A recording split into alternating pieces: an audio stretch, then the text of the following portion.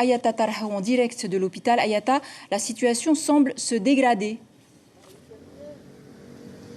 Et oui, Chiquita, vous l'avez dit, plus de 70 patients sont aujourd'hui hospitalisés, 77 exactement ce soir, soit 10 personnes de plus en seulement 24 heures. Et si ce rythme perdure, eh bien l'hôpital saturera très vite. Quoi qu'il en soit, ces patients ont été répartis dans plusieurs services. Il y a ceux initialement dédiés en avril dernier, les urgences, la réanimation et le coworking.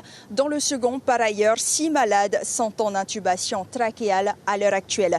Dans l'espace coworking, on y dénombre 14 hospitalisés pour une capacité d'accueil de 16 personnes. Ces services étant saturés, d'autres zones ont été aménagées, en l'occurrence le service de chirurgie viscérale où la totalité des lits dédiés aux malades du Covid sont occupés. Alors il a fallu trouver d'autres places. Le service néphrologie a été mobilisé. Il accueille également une zone tampon. 17 places sont disponibles pour l'heure. Un malade y est hospitalisé. Le CHPF totalise donc 77 malades. Est-ce que ces services suffiront à faire face à l'épidémie ? Eh bien, écoutez, la capacité actuelle est de 129 lits, car à l'instar des services cités tantôt, il faut en rajouter 2, le service pneumologie et le service neurologie. Tous deux pourront loger 26 malades. Quelles seront donc les conséquences ? Eh bien, nous les connaissons déjà. Tout d'abord, les conséquences en termes de personnel. Mireille Duval l'avait annoncé.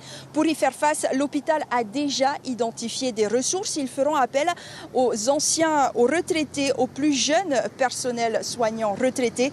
Aujourd'hui, le CHPF n'a clairement pas les moyens de faire tourner 46 postes en réanimation. Ensuite, d'un point de vue technique, les dirigeants de l'hôpital devront être bons au jeu des chaises musicales, car tout l'enjeu est que l'établissement puisse poursuivre ses activités, que la Covid-19 n'altère en aucun cas la prise en charge diagnostique ou thérapeutique.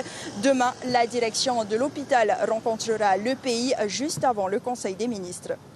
Ayata Tarhaou, merci beaucoup pour cet éclairage en direct donc de l'hôpital du Taoné.